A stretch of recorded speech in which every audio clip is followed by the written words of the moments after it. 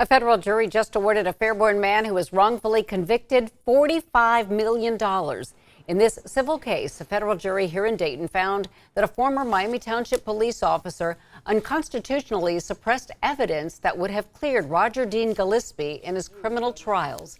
In 1991, Gillespie was wrongfully convicted in the kidnappings and rapes of 3 women in 2 separate attacks in Miami and Harrison Townships.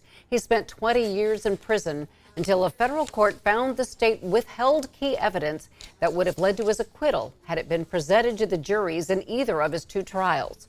News Center 7 reached out to Gillespie, but we are still waiting to hear back from him.